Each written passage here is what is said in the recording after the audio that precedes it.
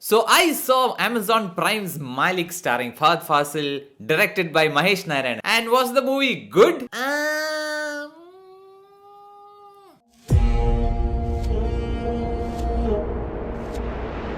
രണ്ട് minority communities തിങ്ങി പാർക്കുന്ന ഏരിയയാണ്. അറിഞ്ഞുകൊണ്ട് നമ്മൾ അവിടെ കമ്മ്യൂണിറ്റി ഉണ്ടാക്കണം.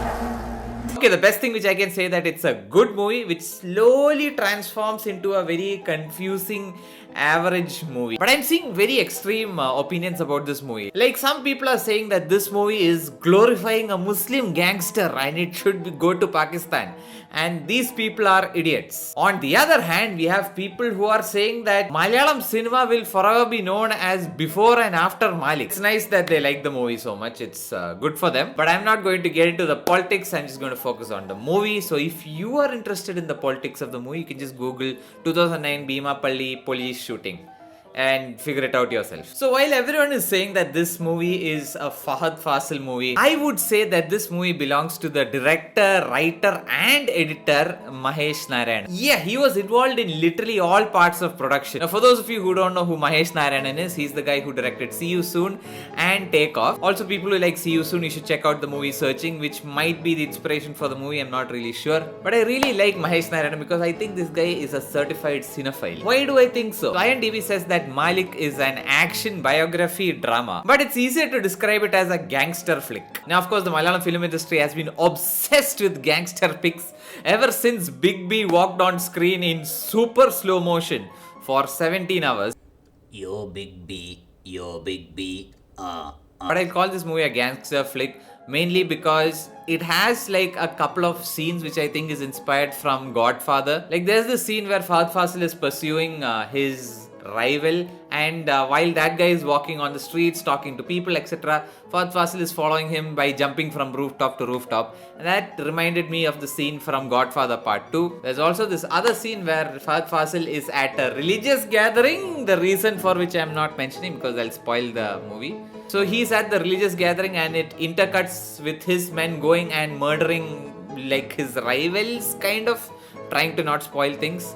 And this reminded me of the Godfather baptism scene. But it made more sense in the Godfather because he was becoming simultaneously a godfather of this child and a mafia godfather. But either ways, I like Mahesh Narayan. I like his style. I like his references, assuming those are his references. But one scene which I particularly liked was the opening single take. Now, movies which use these long takes without any cuts usually have this sort of very gimmicky angle to it. Like basically the director or the makers of the movie are like, guys, I did single take. Look at this long single take. I am so cool now. I am so cool. Please, someone love me. But there are two instances in Malayalam cinema where the single take has been used correctly. So the first is towards the end of Angamali Diaries by Lijo Jose, which is a good movie. Second is a 50-minute single take in a movie called Oduvudusthina Kali by Sanil Kumar Shashidharan, which is a fantastic movie. And both these movies use the single take for a purpose. The end of Angamali Diaries, the camera is following around these main characters in a huge festival that is happening with hundreds of extras, so much complication, and it's slowly just showing them interacting, and then slowly tension builds up. There's some conflict, something happens without giving away spoilers. So the final seconds of that shot has the camera focusing on the reactions of the main characters before the camera slowly turns around to reveal what is actually happening. So for a while you're just stuck with the horrified expressions and you're like, oh, what happened? And you're like, oh shit, this happened. It's very hard to explain that without spoilers. Just go watch the damn movie. In Oduvudusthina Kali, the camera follows around a bunch of friends who are mostly assholes, just getting drunk live almost in real time. Once again, there are conflicts, there are a lot of issues, and then slowly tension builds, and the final moment you're just like, what the fuck did I just watch? In a good way. Oduvudusthina Kali, definitely recommended. Go check that movie out. But in Malik, it's a very different single take. Now, obviously, because the director is also the editor, he has a lot of like hidden cuts because the camera can't make all these moments, obviously. But the camera just doesn't follow them around. It focuses on certain characters, it does rack focus, it shows what's happening in the background, and at the end of this 10 to 12 minute take, it just camera slowly pans up, reveals the title, and I'm like, yes, I am on board. But something which I don't see mentioned in a lot of reviews is right after the title sequence, we follow Fahad's character through like surveillance cameras. It almost seems like a found footage film.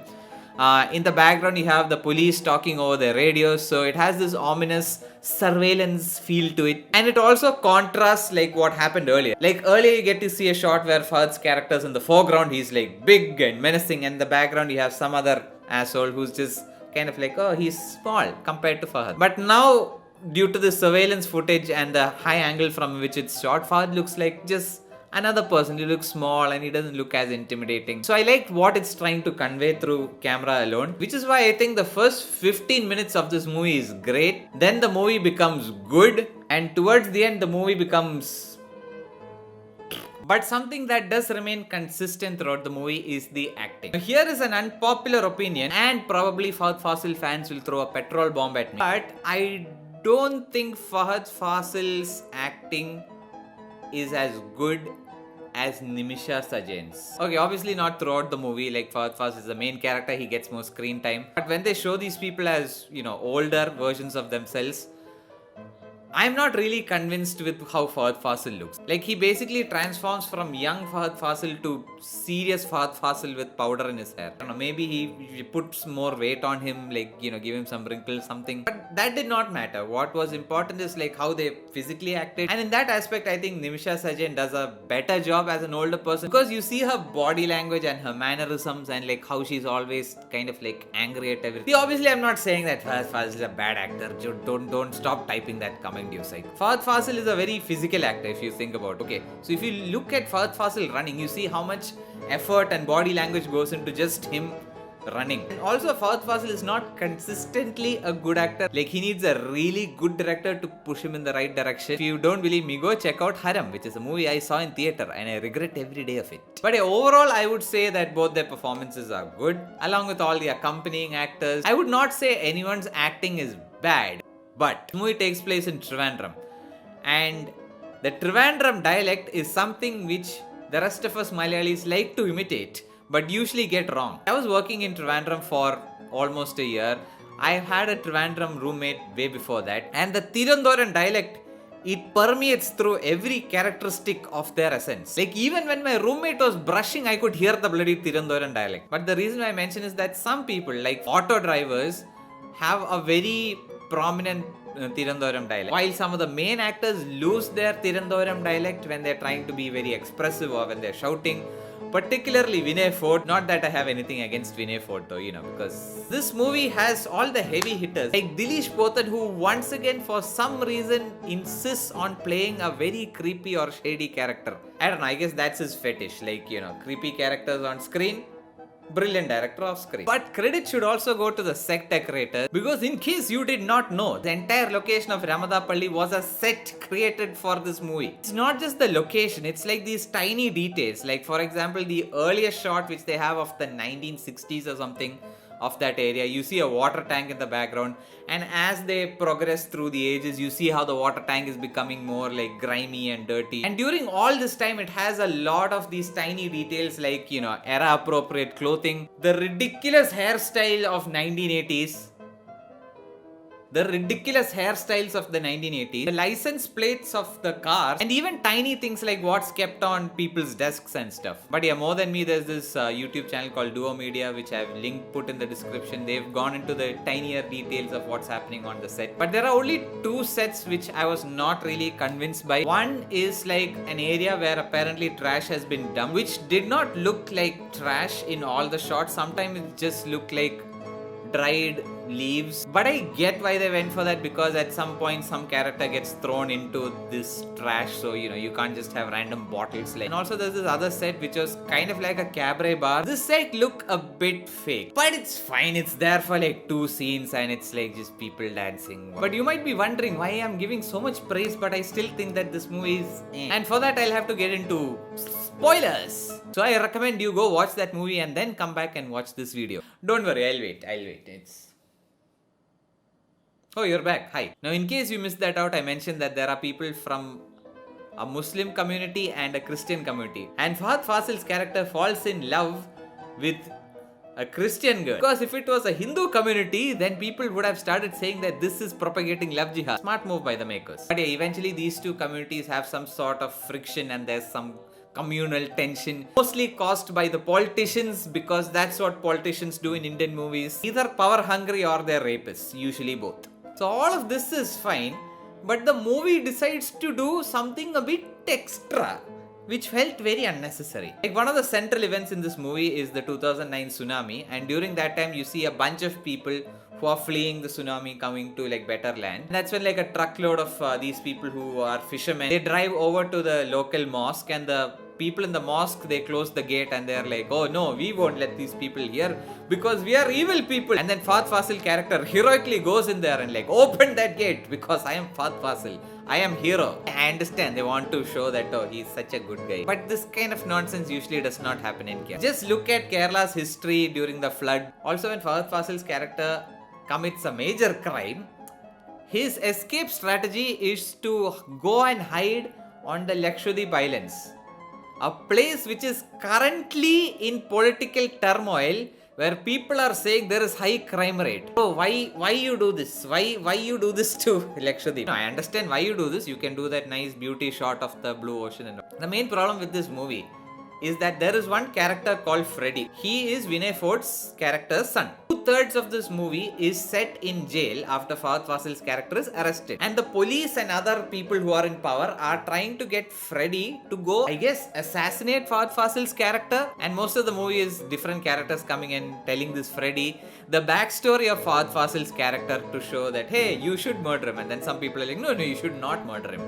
And then Freddy is like, I am now confused. Simultaneously, Fahd Fasil somehow smuggles a gun into his jail cell. So this reminded me of Chekhov's gun, which is a literary device that if a gun is introduced in the first act of the play, in the last act, that gun is going to fire.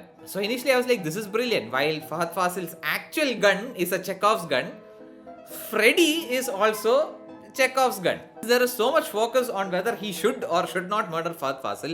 I thought ultimately he is the moral center of the movie. You would think that towards the end, Freddy is going to make a decision that will end up with Fahd Fasil living or dying, which he really does not. He just gets scared by Fahd Fasil's gun, and at a later point another character comes and murders Fahd Fasil.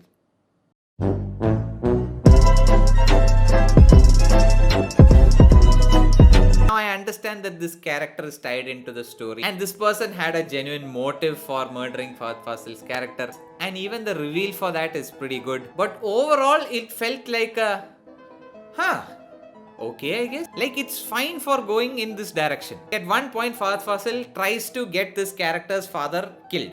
And now this person takes revenge. But nowhere throughout Fahd Fasil's character is he saying, oh, I regret having to murder that guy. And then this person comes and murders Fahd Fasil, and Fahd Fasil realizes, oh no, the thing which I have been regretting until now has finally murdered me.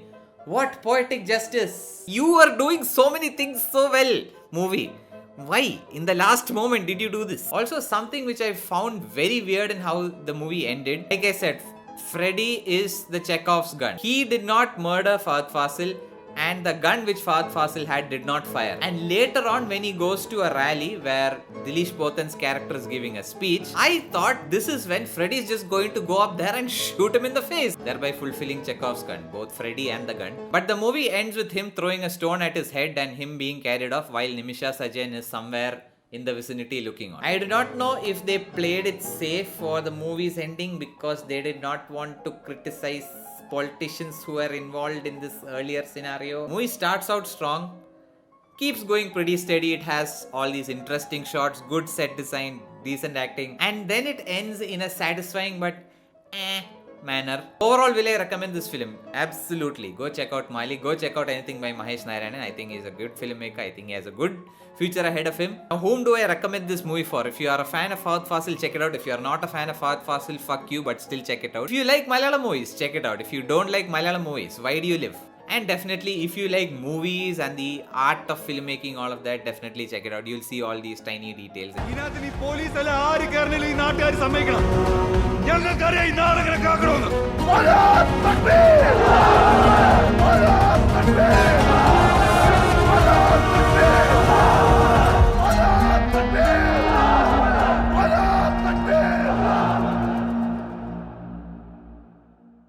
But hey, hey, don't take my word for it. I am just Vinay Menon and I am just here to fight movies. So what did you think about the movie? Put a comment below in very polite language whether you agree or disagree with my point, or if you have further points to add, because let's it's nice to discuss about movies, right?